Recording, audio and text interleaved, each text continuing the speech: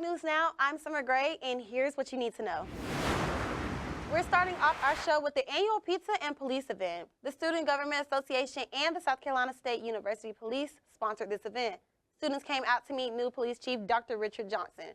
They also came out to ask questions and share concerns with homecoming approaching. If y'all drive through and hit somebody, accidentally kill them, that's vehicular homicide. Having a car is a major responsibility. Y'all see people, you got your friends, they're hanging out the window, somebody fall out of their car, that's vehicular homicide. Students were pleased with the event as they got a chance to speak with the officers and voice their concerns. Once again, the Pizza and Police event was a success. Now to a developing story. A framed South Carolina dancer is still missing. Sleek Williams disappeared over 2 weeks ago and still has not been found. Richland County authorities found his undamaged car near Columbia, but no sign of him. Williams' family is concerned because he stopped taking his medication days before his disappearance and could be having erratic episodes now.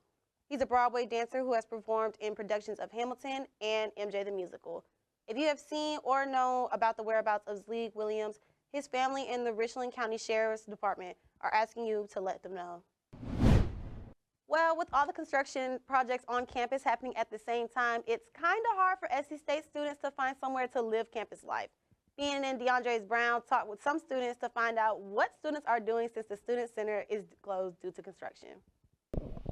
With South Carolina State Student Center being under reconstruction, that raises the question, how do students feel and where are students going to replace that environment where everyone once fellowshipped? I asked some students walking by, what are the genuine feelings about the Student Center being closed? I'm a little bummed about it being closed, mainly because like the Student Center was where a lot of kids or like a lot of students would go and just like hang out and like see their friends and whatnot. So without it being open and without students being able to sit in there, it makes campus seem a little bit more dead to me. I like that they're expanding it, and I like that they have plans to make it more impactful, more places to sit and eat and talk and communicate with different people. I'm low-key sad because it's really cold outside and I like to chill up in there, play a little bit of games and everything else, but it was really fun in there, in my opinion. That was like a chill spot. I reached out to Ken Davis to get an update about when the construction will be completed. He responded, I quote, "The construction is scheduled to be completed in May 2025. Then we will install new furniture and equipment and have a certificate of occupancy to start the August 2025 semester." With that being said, now that the Student Center will not be completed until next year, where do students find themselves hanging out the most now? Outside of my room, I would say the lobby of Leroy Davis. All of my classes are in there this semester, so I'll just sit in there and I'll see some of my friends. Right now, I find myself going to the Bulldog Den, which has computers, chairs, couches, and tables where I can do my work and still connect with a lot of different people. Really in my room. I would go to the den, but the students been talking around like there's no service in there. It's really a little bit smaller up in there, but it's just like not the go-to spot. It's not, well, I think in a few months maybe, but as of right now, it's like nobody really know about it. Nobody know where it's at, so it's like, it's not really a big hype on it now. Some students seem to have adjusted to the new changes of the Student Center while others reminiscing on when it used to be open. DeAndre Brown, BNN. Now to the political headlines. After critics called out Democratic presidential nominee Kamala Harris for not doing enough interviews, she is on a media blitz talking to everyone from CBS News to South Carolinian native Charlamagne the God from The Breakfast Club. Harris talked with the radio show host on a number of topics like immigration, HBCU funding, reparations, and health care. She spent most of the hour taking questions from voters and a pre-selected audience. She also discussed her plans to directly improve the lives of Black men. And as vice president, have been a champion for bringing marijuana down on the schedule. So instead of it being ranked up there with heroin, we bring it down. And my pledge is as president, I will work on decriminalizing it because I know exactly how those laws have been used to disproportionately impact certain populations and specifically Black men. Ask Donald Trump what his plan is for Black America. Ask him. I'll tell you what it is. Look at Project 2025. Harris also did interviews with radio show host Howard Stern and the Fox News channel. Her campaign is hoping by doing these interviews, she will connect with unconventional voters. Well, Republican nominee Donald Trump is also ramping up his media presence. Unlike Harris, he is doing mostly what critics are calling safe interviews. He did an interview with Fox News Channel and several rallies. During one of those rallies, he was found dancing on stage to music instead of taking questions from a waiting audience. Yes. And because of them, we ended up with some good music, right? Right? So play YMCA. Go ahead. Let's go. Nice and loud. Here we go, everybody. It's almost that time of year, homecoming. Midterms are finished, and now SC State students can focus on the fun. The 2024 homecoming list of events is out, and there's plenty to do. Some of the major events include coronation of Mr. and Miss SC State, a gospel concert, the annual Dorm Step Show, and Yard Fest. There is a change to this year's lineup of events. The annual homecoming concert is taking place after the game on Saturday night instead of the usual Friday night. BNN Kamora Aiken asked students about homecoming. Okay, so who am I here with today? I'm Aaliyah. And my question for you today, what event are you looking forward to most during homecoming? Probably the day of homecoming, the tailgates. I love the tailgates and meet the alumni. Okay, thank you. 3. Who am I here with today? Shandon Kelly. Dallas Barnes. Okay, and so my question for you today, what are you looking forward to most for homecoming?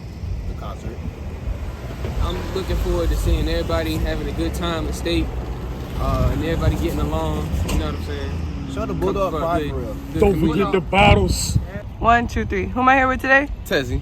And my question for you is, what are you looking forward to most for homecoming? Having fun. Getting turned on. My birthday. Okay, when's your birthday? 24th. It's that Thursday. All right, thank you. Who am I here with today? Courtney. Rejoice. Okay, and so my question for you today is, what are you looking forward to most for homecoming? I am looking forward to networking with the alumni and reconnecting previous bonds that I have made in the previous homecoming and having a great, fun-filled, family-oriented time. I mean, to piggyback, it's just seeing all the new alumni or people come back to show support for the school. It's a great time for people to collaborate, have fun, do new things, network, meet new people. It's just a whole time for fun, so I'm very excited for that. Okay, thank you.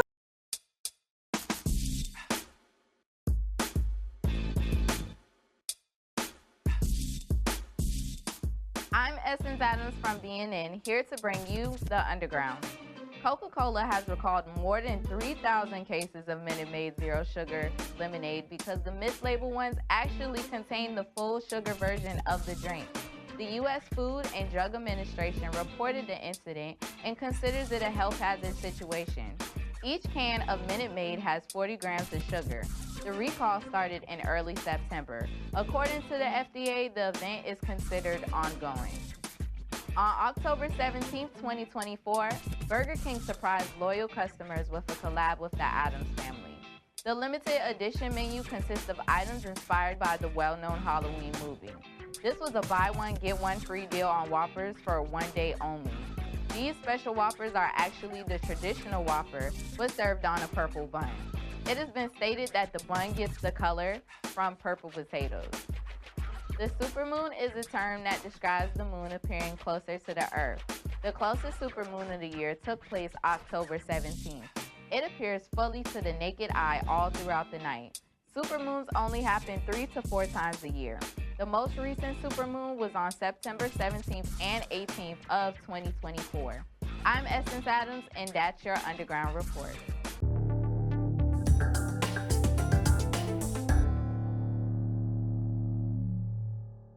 Good afternoon, everyone. My name is Ariana Pender, and here's your weekly 7-day weather forecast for this week. Friday, there's a high of 70 degrees and low of 44 degrees.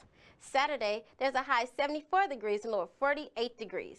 Sunday, there's a high of 76 degrees and low of 48 degrees. Monday, there's a high of 79 degrees and low of 49 degrees. Tuesday, there's a high of 81 degrees and low of 52 degrees. Wednesday, there's a high of 82 degrees and low of 54 degrees. Thursday is a high of 84 degrees and low of 54 degrees. That's your weather forecast for this week. Thanks for watching.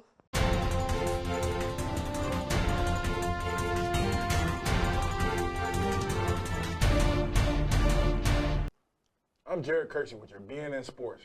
Joining me on set today is SC State defensive end Jordan Dollar. He's been with the team for about 2 years.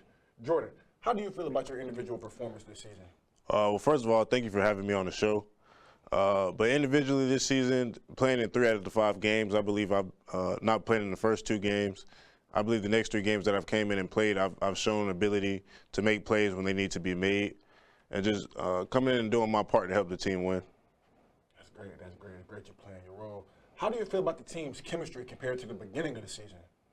Well, you know, with the new coaches and everything coming in the spring, and it being a whole new turnover, and a whole bunch of new players, you know, not a lot of people knew each other. Everybody was new, so it was kind of hard to gel in the spring. But coming in fall camp, when you're in fall camp, you're with each other 24/7 all day, every day. You go to sleep and you wake up and you ride with the same people.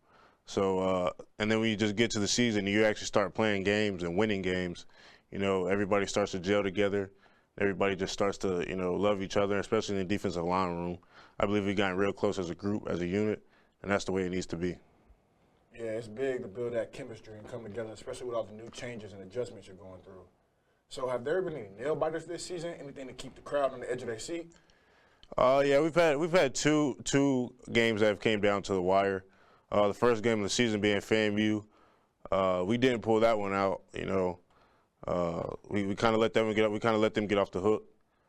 And we had our last game we played against Tennessee Tech. It came down to a field goal at the end, and they missed twice. You know, we had a self-inflicted negative, getting a penalty to let them kick again after they already missed. But luckily, they missed again. But it's just good to come out on the winning side of those type of games rather than losing. Yeah, that's them sayings, man. We talk about them every day. You know, we definitely been raising some people's blood pressure watching games like that. But how does it feel with conference play approaching? That's what everybody wondering. Well, being in the MEAC, you got some good teams in the MEAC. You know, you can't overlook anybody. But there only being 6 teams in 6 games, you got to win every game if you want to get to that Celebration Bowl. You know, you want to hold the chips in your hand. You don't want to drop a game and then have to wait on somebody else to lose to you know, be able to get a chance to go to that Celebration Bowl. So you just have to go every game with the 1-0 mindset and treat every game the same like it's a championship, because regardless, it's pretty much win or go home in the MEAC every week. Want to know, going 1-0 every day. That's very big. So what are your goals for the remainder of this season? Personally, I'll just continue to do what I'm doing to help the team win, and I just want to walk out of this season with the Celebration Bowl in Atlanta. And however I contribute to that, that's fine with me. That's great, man. Very big to play your role. I want to thank Jordan for coming on the show with me today. And this has been your BNN Sports Report. Here's what's trending now. Call it a new way to shop. Companies like Amazon and Walmart are rolling out AI-assisted shopping just in time for the holiday season. For instance, Amazon Aid, called Rufus, lets consumers check price history and helps them with picking out future buys based on past purchases. Expert says this is the new form of shopping online. Some of the AI-assisted shopping aids may go as far as preparing items and shipping them to a customer without them having to ask for it. And don't forget, there's a home football game this week where the men of Garnet and Blue will take on the men of Fort Valley State University. Kickoff time is at 2 p.m. at Oliver Dawson Stadium. This game is Youth Day and Breast Cancer Awareness Day. Well, everyone, I'm Summer Gray, and that's what you need to know. Enjoy the rest of your day.